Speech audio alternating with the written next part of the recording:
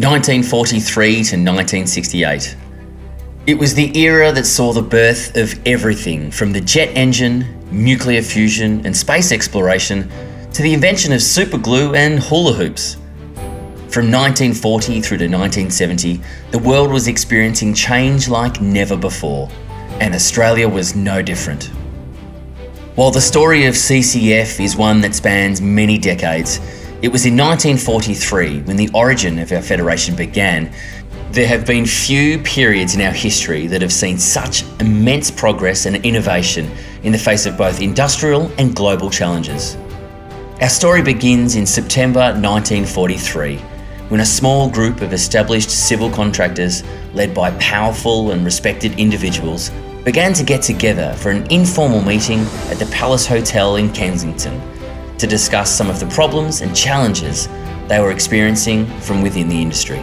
During their discussions, they came to realise that they shared many of the same concerns, particularly around the dire need for more government investment and funding on road and rail projects, wage and union disputes, the ability to properly locate underground services prior to construction, and most notably, government authorities choosing to build the state's much needed infrastructure using day labour rather than by establishing contracts. The decision was made to raise these concerns with the Minister of Interior, who, when made aware of their issues, advised them to form an association that would make it more efficient to communicate between government and the industry representatives. It was then, on the 18th of September 1943, that the Road Contractors Association was formed. During the early days of the association, another significant historical event was taking place that would also have far-reaching impacts on our civil construction sector, while much of the world was in turmoil as a result of the Second World War. It meant that there was a continual shortage of material and labour hire that needed to be filled to meet the critical infrastructure needs in Victoria and complete works on time.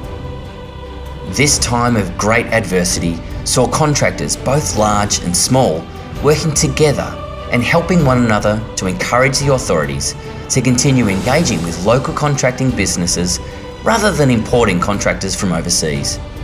This would set the stage for a solid foundation in the years to come and led the industry out of what was a difficult time for all Australians.